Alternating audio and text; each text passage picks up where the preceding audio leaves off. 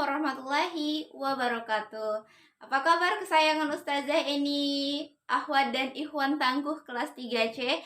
Alhamdulillah hari ini kita bertemu lagi di pembelajaran PAI. Nah, anak-anak, sebelum kita mulai pembelajaran PAI, marilah sama-sama kita melafazkan basmalah. Bismillahirrahmanirrahim. Semoga apa yang kita pelajari hari ini diberikan ilmu yang bermanfaat oleh Allah. Nah, anak-anak, minggu lalu kita sudah mempelajari tentang surah An-Nasr. Insya Allah hari ini kita akan memperdalam dan memperkaya pengetahuan kita tentang surah Al-Kautsar. Mari sama kita simak video pembelajaran ini. Semoga bisa membantu anak-anak dalam mempelajari di rumah. Jangan lupa semangat! Mari mengenal makna dan kandungan surah Al-Kautsar. Surah Al-Kautsar menurut urutan dalam Al-Quran merupakan urutan ke-108, tetapi diturunkannya surah Al-Kautsar kepada Nabi Muhammad merupakan wahyu ke-14. Surah Al-Kautsar diturunkan ketika Nabi Muhammad masih berada di kota Mekah, sehingga disebut sebagai surah Makkiyah. Anak-anak masih ingat kan kenapa surah dikatakan surah Makkiyah atau dikatakan surah Madaniyah? Semoga masih ingat ya. Nah, anak-anak, ayo kita simak bacaan surah Al-Kautsar berikut ini. Bismillahirrahmanirrahim. Inna a'tainakal kautsar fasalli lirabbika wanhar. Inna syani'aka huwal abtar. Artinya, sesungguhnya kami telah memberikan kepadamu nikmat yang banyak.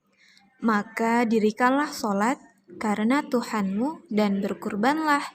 Sesungguhnya orang-orang yang membenci kamu, dialah yang terputus dari rahmat Allah. Surah Al-Kautsar berisi perintah untuk bersyukur kepada Allah.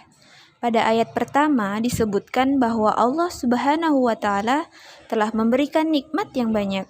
Kenikmatan tersebut antara lain adalah keimanan, kesehatan, kebahagiaan, kepandaian, dan rezeki. Pada ayat kedua, Allah Subhanahu wa Ta'ala memerintahkan kita untuk bersyukur dengan cara menjalankan sholat dan berkurban. Sholat merupakan ungkapan syukur kita kepada Allah. Berkurban adalah bersedekah kepada orang yang membutuhkan, seperti kepada fakir miskin, anak-anak yatim, dan orang-orang jompo. Pada ayat ketiga, Allah mengancam orang-orang yang tidak bersyukur.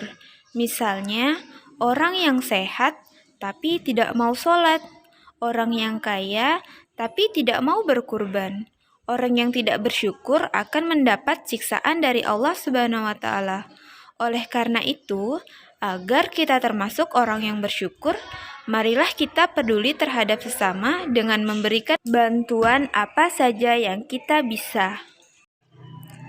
Peduli sesama adalah memperhatikan nasib orang lain. Kita harus merasakan apa yang dirasakan orang lain. Peduli sesama termasuk perbuatan terpuji. Orang yang tidak peduli terhadap sesama berarti memiliki sikap sombong. Contoh sikap peduli terhadap sesama adalah peduli kepada fakir miskin dan anak yatim dengan memberikan sedekah berupa uang, makanan, ataupun pakaian. Contoh yang kedua, peduli kepada teman dan saudara yang sakit dengan menjenguk dan menghiburnya agar tidak merasa kesepian. Contoh ketiga yaitu peduli kepada tetangga yang terkena musibah dengan membantu memberi tempat tinggal, menyediakan kebutuhan sehari-hari, dan sebagainya.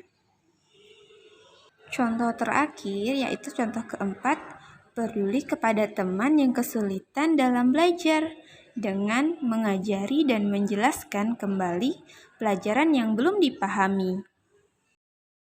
Oke anak-anak, kita sampaikan di sini pembelajaran PAI kita pada hari ini.